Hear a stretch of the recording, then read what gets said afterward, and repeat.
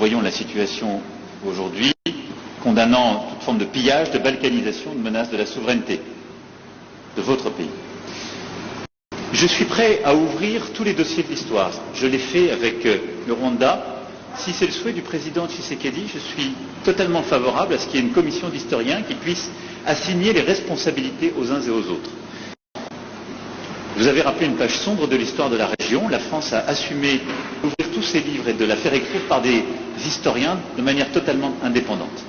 Je pense que vous avez fait un raccourci qui, lui, n'a rien d'historique ni de juste entre le rôle qu'a pu jouer la France et la situation dramatique que j'évoquais et la guerre, la deuxième guerre, avec les millions de morts dans votre pays dont je rappelais la gravité.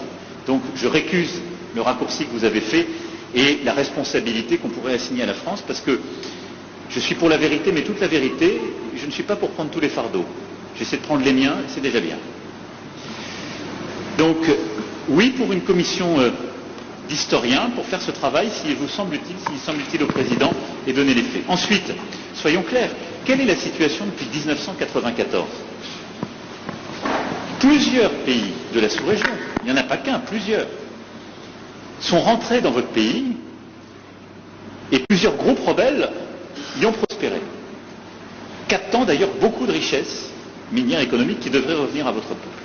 Et depuis 1994, et ce n'est pas la faute de la France, pardon de le dire dans des termes aussi crus, vous n'avez pas été capable de restaurer la souveraineté, ni militaire, ni sécuritaire, ni administrative de votre pays. C'est aussi une réalité. Il ne faut pas chercher des coupables à l'extérieur de cette affaire.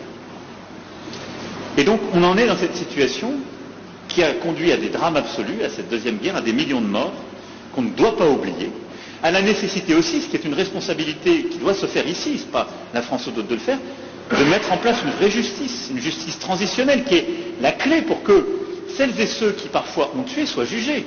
Et parfois ils évoluent encore, ils sont là, ils sont encore avec des responsabilités.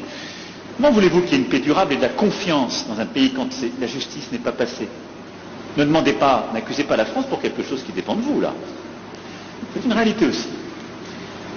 Mais très clairement, sur cette situation, depuis 30 ans, a pris un tour inacceptable. Donc voilà.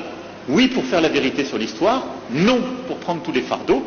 Et si on est clair, soyons clairs jusqu'au bout et assignons toutes les responsabilités, y compris les responsabilités congolaises, y compris les responsabilités de la sous-région. Bâtissez une armée solide, construisez la sécurité et le retour de l'État partout sur le territoire, faites passer la justice transitionnelle pour que vous n'ayez pas des coupables et des criminels de guerre encore en responsabilité ou sur le terrain, soyez intraitables avec tous les voisins de la région quand ils viennent vous piller et nous serons à vos côtés. Je ne peux pas être plus clair sur ce sujet. La clé dans la durée, on l'évoquait avec le président Tshisekedi. C'est très clairement d'avoir la capacité de tenir tout le territoire et un discours de vérité avec toute la sous-région, parce qu'on ne peut pas rester sur un modèle économique qui consiste à ce que des ressources soient prises ici pour permettre, en quelque sorte, la stabilité économique de voisins. À ça s'ajoute un devoir aussi qui est de répondre à la menace terroriste. Je l'évoquais tout à l'heure